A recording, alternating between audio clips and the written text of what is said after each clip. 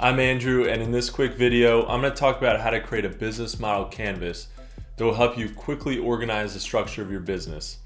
Quick side note, I make videos to help you save time and money when starting your business. If you find value in my videos, please subscribe and hit that notification bell to stay updated as I release new videos that will help you with your startup process. Thanks for your support. Now let's get back to the business model canvas. Unlike a business plan, which is usually long and wordy, a business model canvas is a one-page snapshot of your entire company. The canvas is split up into 9 sections, and each one clearly and concisely shows the key components of your business. What's really cool about a business model canvas is that you can create one within minutes, use it quickly to test strategies, and then adjust it on the fly. Treat it as a living document and refer to it on a regular basis to make sure you're executing your business according to your plan and that your plan is actually working. Don't waste too much time putting your first canvas together because you will almost definitely need to modify it as you go, and just getting started in business is the first major hurdle to get over. So let's dig into the 9 business model canvas sections and what you should be filling out for each. Section 1 is customer segments. Customer segments or market segments are the different groups that make up your entire target audience. Each group will have different attributes such as age, interests, and geographic locations. If you're doing good in-depth market research, you'll have a good understanding of each group so you can figure out how to connect with each one in your marketing strategy. Having customer segments listed in your business model canvas will give you a clear visual of how your audience fits in with the rest of your canvas. Section 2 is value proposition. What are you selling and why would somebody buy it from you? That's your value proposition. Is your product solving a problem better than someone else? Is it more cost effective? Or do you have a great story and brand mission? Sales takes a motivated buyer who comes across a valuable solution. The value in this proposition is the key part of this whole thing. If you're providing value and you can cost effectively reach your customers to demonstrate or propose it to them, then you'll be successful. How successful you become is up to you, so make sure you get this part right because without a great value proposition, the rest of your business can't function properly. Section 3 is revenue streams. Show me the money. What are all the different ways your business can make money? Do you sell your own physical or digital product? Do you have a service you offer? Or maybe you help to sell someone else's product or service. Maybe you sell your own product and refer your customers to complementary products that you make an affiliate commission on. In this section, you should list out as many ways you can think of that your business can generate revenue, but it's better if you can focus on 1 or 2 at least to start. Trying to chase down many revenue streams can spread a young business too thin and keep you from perfecting your core revenue streams. Section 4 is distribution channels. Where are you going to sell your product?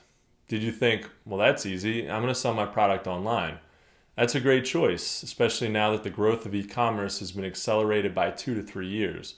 When it comes to distribution channels, the 2 big ones are online and brick and mortar retailers.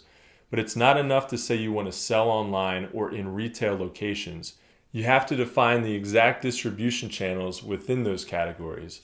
For online, you can sell on your website through third-party online dealer sites and affiliate sites. There are 3 parts to a sale: the transaction, the fulfillment of the product, and customer service.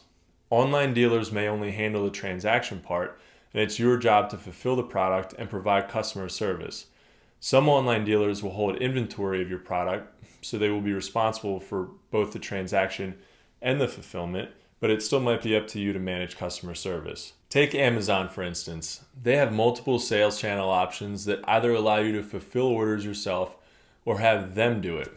Customer service is a shared responsibility where they can mediate if necessary, but as a vendor, it's mostly up to you.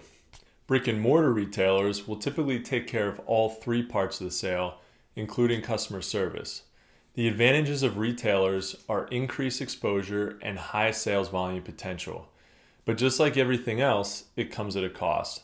Retailers take between 50 to 60% of retail costs, and you can get stuck buying back inventory if it doesn't sell. Section 5 is customer relationships. To this point, you put a lot of thought into who your audience is, what value you can bring to the market with your product, and how you're going to sell your product and make money. But just as importantly, you have to make sure to maintain happy customers. Actually, don't just shoot for happy customers, aim for raving fans. Happy customers won't write a bad review, and they might even write a good review. But raving fans will write a great review, and they'll recommend your product to everyone who will listen to them. Think about a product you own that you can't stop talking about. Maybe it's a book, a new phone, or maybe it's a new bamboo rack for your bike or surfboard. That was a shameless plug for a product business I own called Grass Racks. Couldn't help myself. So anyway, in this section of your business model canvas, write down the ways you plan on connecting with your audience to make sure you have an incredible customer experience. Also, make a note of exactly who will be handling your customer service. Section 6 is key activities. You want to write down what you're doing on a daily and even weekly basis to run your business. You need a great product and motivated customers to be successful, but really dialing in key activities and being consistent with the things you do to move the needle in your business will turn a good business into a great one. Are you doing outreach to find new affiliate partners, writing blogs, making videos, creating pay-per-click ads?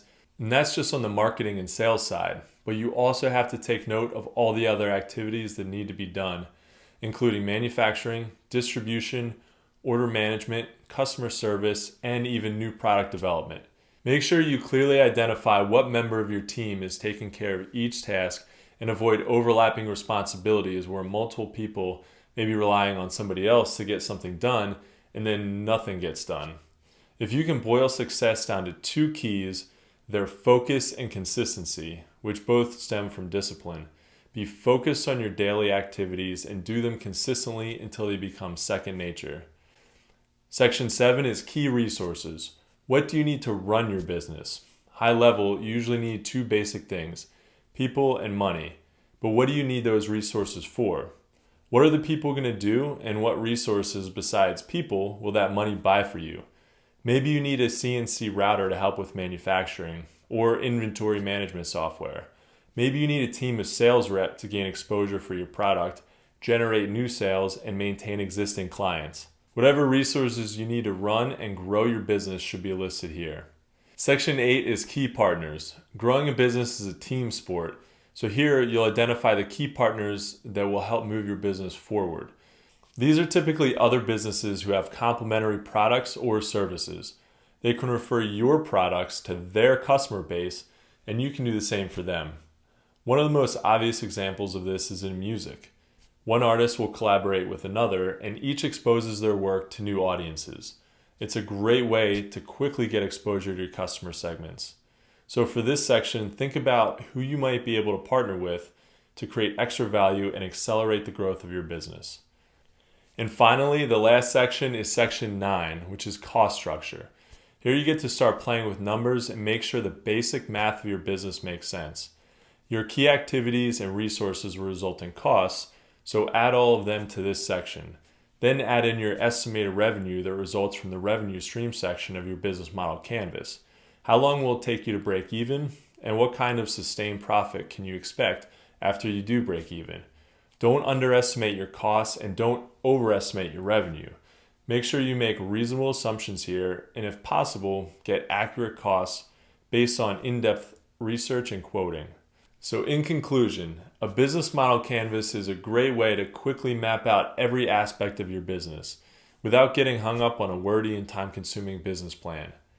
I recommend reviewing your business model canvas on a weekly or monthly basis, especially during the startup phase of your business. It helps to keep everything on track, and it can alert you to things that you need to fix because they aren't working well. It can also let you know where you've been successful so you know what to lean into and double down on.